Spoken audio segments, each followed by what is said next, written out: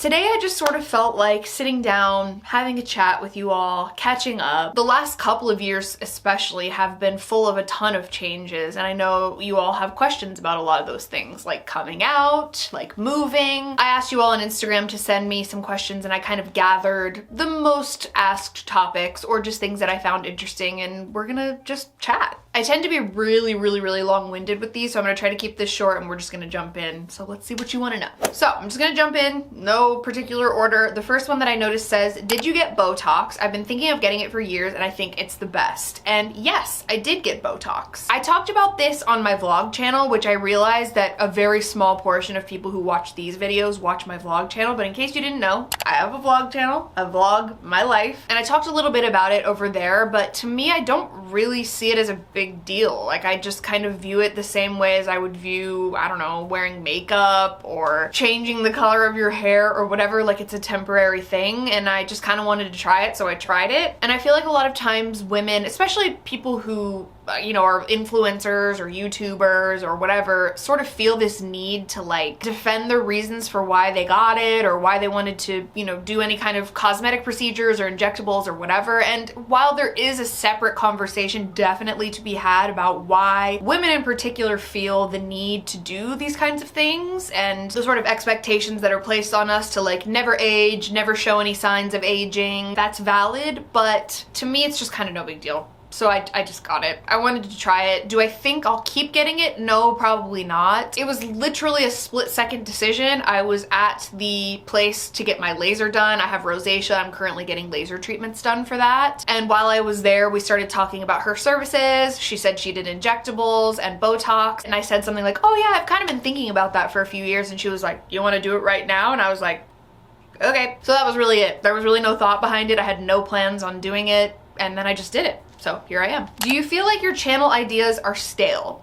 I don't know if this is a dig or if this is a genuine question, but to an extent, yeah, I would say a little bit. I think there's only so much you can do when it comes to fashion content specifically. I found myself in a cycle, especially over the last couple of years with the pandemic, where I was kind of like doing trends that I was seeing other people doing, and I wasn't really thinking of many original ideas. There aren't many original ideas left, to be honest. Like, something has always been done by someone else. So sometimes, yeah, it can feel a little stale because the format of like fashion videos and thrifting videos on YouTube are all kind of the same. So sometimes I do want to try something different. I guess I just don't know how. And also trying something different is kind of a risk for your channel in general. Like, sometimes I'll throw out an occasional experimental video and that video will not do well, which then tells me like, okay, they're really not feeling that, so just go back to what you know type of thing. So yeah, to an extent sometimes, but I think especially after taking a break last year, I really do feel like so invigorated and happy and like inspired to make videos. If you would have asked me at the end of 2021, I think I genuinely would have said I wanted to quit my main channel. Like, I just wasn't feeling it anymore at all. My heart wasn't in it at all. And now it's just completely shifted and it's like the love of my life. So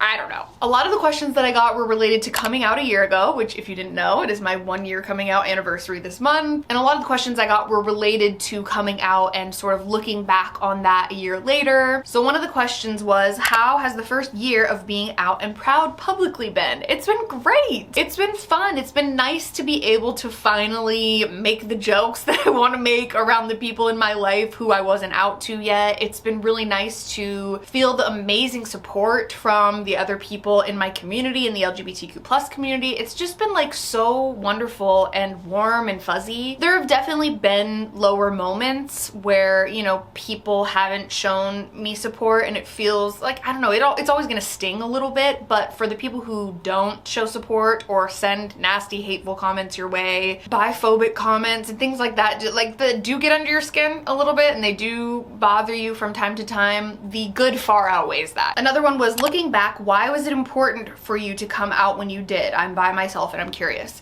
I guess it's just a part of myself that I felt like wasn't publicly out there yet, and I don't know how to describe it other than that it was just like a gut feeling. It was just a gut feeling, and I just knew that I was ready. I was ready to be honest about it. I was ready to just be my full authentic self. And something that I find really interesting when it comes to coming out videos is people who feel the need to comment and say, why do you feel the need to do this? And it's just like, huh? I got a couple of comments when I made my like 1-year anniversary coming out Instagram post, and people were like, why do you feel the need to announce this? And it's kind of like, well, why do you feel the need to comment that? It's just a part of who I am, and so you would want someone, if they were excited about an aspect of who they were, to be able to feel comfortable expressing that. There's also just a lot of biphobia involved when it comes to being in a hetero relationship and being a bisexual woman. So for me, like in year 4 of my relationship is when I came out, and people were like, why do you feel the need to do this? I got comments of people being like, I feel bad for Drew's family,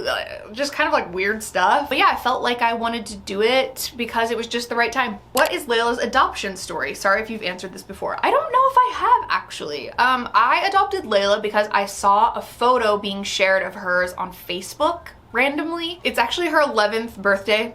I don't know her actual birthday. They said she was born in February of 2011, so I just said her birthday was Valentine's Day, which is the day that I'm filming this. But going on 11 years ago, I was scrolling through Facebook and I saw someone who was like literally a friend of a friend. Like I didn't even really know him, but I saw him share a post that was like, hey, my friend found this puppy in a park in East Nashville, and this rescue is like keeping her. If you're interested, reach out. And I don't know what it was.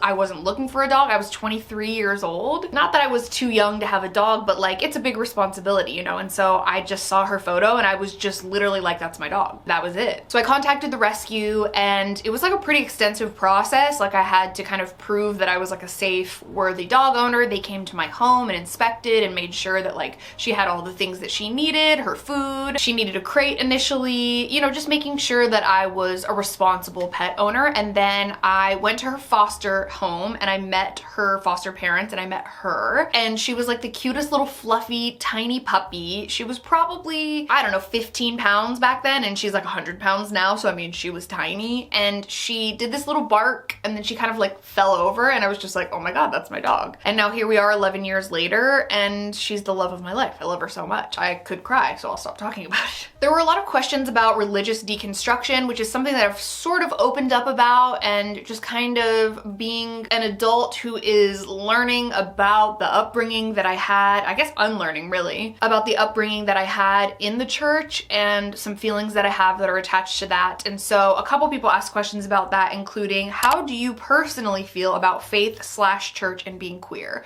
So growing up, my churches were not very open-minded and welcoming to queer people. In fact, I've definitely heard some things in my day. I think especially growing up in the South, it really was like a totally different experience, like being in the Bible Belt and purity culture and Christianity just being like so woven into like everything we did. I mean, it was just part of like living in the South really. That was interesting to grapple with, especially because in high school I was definitely already feeling confusing feelings. I had been for a long time, confusing feelings about my sexuality, and there was obviously no one I could go to talk to about that, especially after like everything that I had heard. So I never had a positive experience, and I know that there are churches now that are much more welcoming to LGBTQ people, but I do kind of always feel the slightest bit unsafe in those spaces. I've had people in my life who are Christian who have been very like kind and warm and, you know, express their support to me, and I think that's wonderful.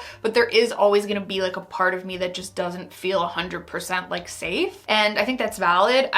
I would be curious to know how your experiences have been in like churches that you go to, if you go to like an LGBTQ plus friendly church. But I think everyone's experience with their own religion or their own spirituality is their own journey and their own thing to discover. And I think if you have a community of people that you feel loved and supported by, that's amazing. I never felt that personally, but it's totally different for everyone, and everyone's on their own journey, but that's just like my personal opinion.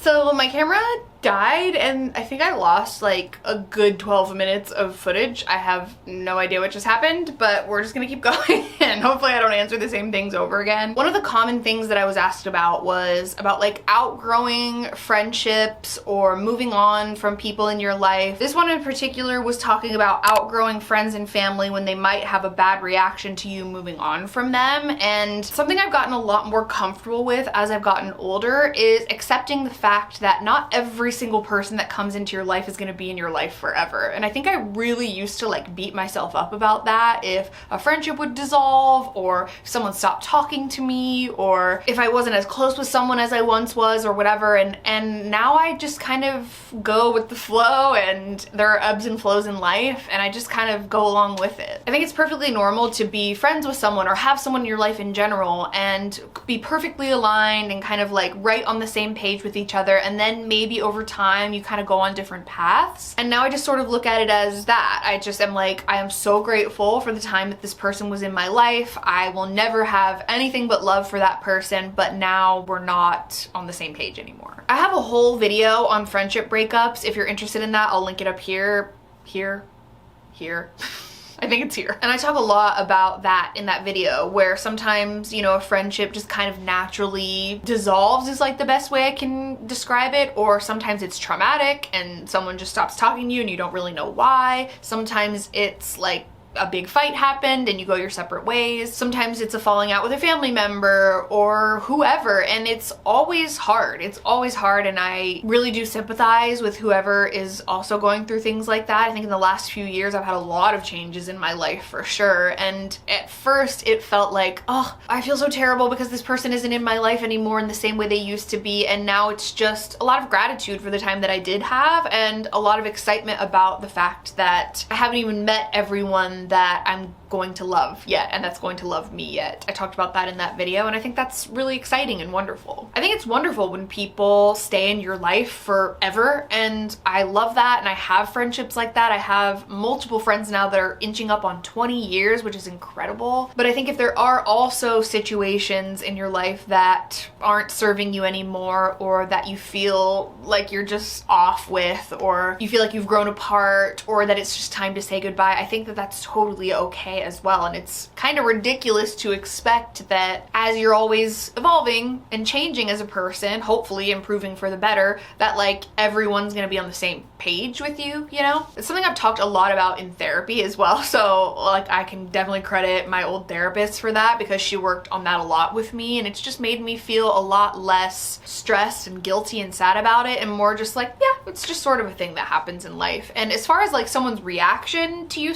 you know, distancing from them or separating yourself from them, that's entirely on them. Like, you're allowed to set your own boundaries. They're completely valid and they're yours. So whatever that person's reaction is has everything to do with them and nothing to do with you. What Taylor's version album are you hoping she releases next? I have to say, I really hope it's Speak Now. I'm a Speak Now girly through and through. Speak Now was such a pivotal album in my life. I was, I guess, 21, 22, something like that when that album came out. So really related to like a lot of the songs. I was also going through a really kind of crazy relationship at the time, and I just have so much love for Speak Now. Enchanted has always been one of like my top 3 Taylor Swift songs of all time, and it's kind of had like a resurgence lately because of TikTok, and I'm so glad. And just, oh my god, like I'm literally getting chills just thinking about all of the modern day Taylor versions of all the Speak Now songs. I can't. That's the one. It's gotta be that. And of course 1989, and of course Reputation. Are you kidding?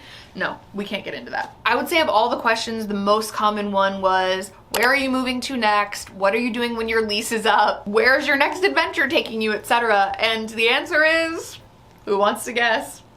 We don't know. As of right now, it is currently the middle of February when I am filming this. Our lease for this house is up at the end of March. There are just a couple things that we would love to change. One being there are jets flying around constantly and it's extremely loud. Like sometimes it shakes the whole house. So that can be kind of annoying. Another thing is it's a 2-story house, and with Layla, our dog, getting older and having mobility issues, that can make it really kind of stressful getting her up and down the stairs. So having something that's like 1 story would be really nice. There's also the added like, where do we want to live? Like we go back and forth. It's complete extremes. Like sometimes we're like, we're packing up everything and moving back to LA, and then the other time we're like, we're gonna buy a house in Arizona.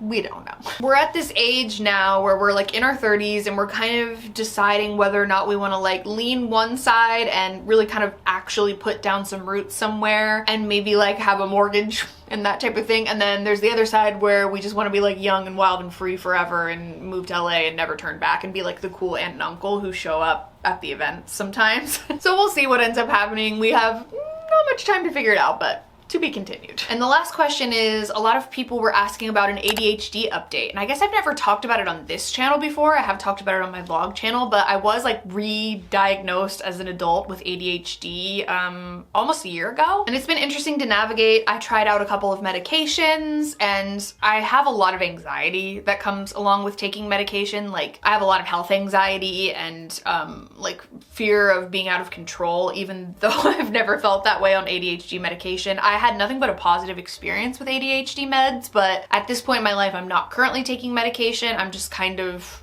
going through life and figuring it out. Having the knowledge though, and like having the diagnosis and looking back on all of the years of my life and putting together all the puzzle pieces of realizing how much makes sense, knowing now that my brain is an ADHD brain and that there's kind of sometimes often a reason for the way I did things or why, you know, I would like jump from relationship to relationship or why I would have issues with friendships or why I struggled in school or why I got really overwhelmed in like overstimulating situations and everyone else seemed to be fine, you know, all these different things.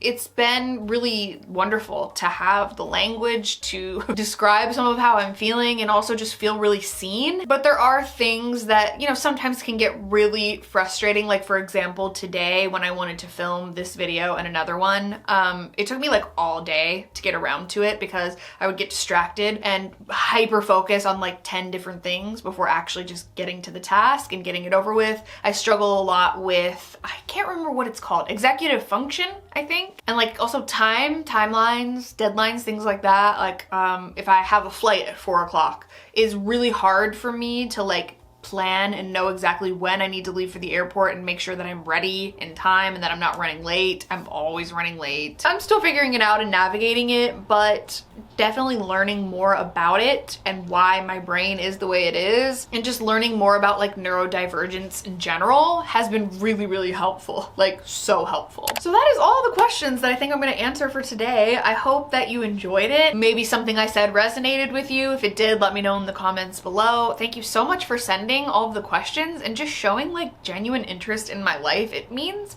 more to me than you will ever know. Like I appreciate you all so much, and the fact that I have your support and you have allowed me to live my life and kind of hang out with me as I go along, it just means everything to me. So I truly appreciate you. Thank you so much for being here, for stopping by on your little journey on the internet today, for just hanging out with me for a few minutes. I really appreciate it. I'm sending you all of my love and I will hopefully see you very soon in my next video.